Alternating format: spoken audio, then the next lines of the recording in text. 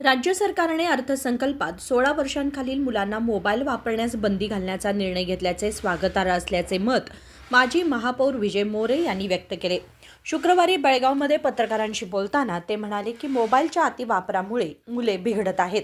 Social मीडियावर लोकप्रिय होण्यासाठी मुले मोबाईलचा वापर करत असून तो त्यांच्या भविष्यासाठी घातक ठरत आहे। नमस्कार, ನಾನು ವಿಜಯ मोरे ಎಕ್ಸ್ ಮೇಯರ್ ಬೆಳಗಾವಿ। ಇವತ್ತಿಗೆ ಕರ್ನಾಟಕದಲ್ಲಿ ಬಜೆಟ್ನಲ್ಲಿ ದಾಖಲೆಯನ್ನು ನೊಂದಿಸ್ತಾರೆ।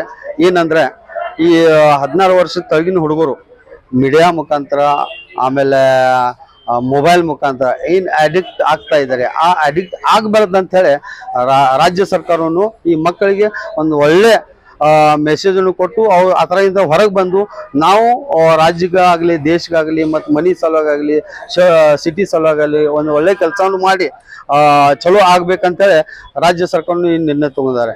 ಇದಕ್ಕೆ ಎಲ್ಲ ಮಕ್ಕಳ ಸಹಿತ ಸಹಕಾರನೂ ಕೊಡಬೇಕು।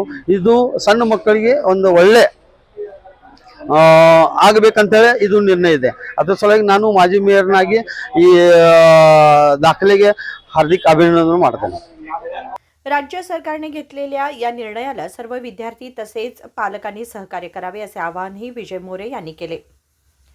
नजीम बेटगेरी, KMM मराठी, बेळगाव।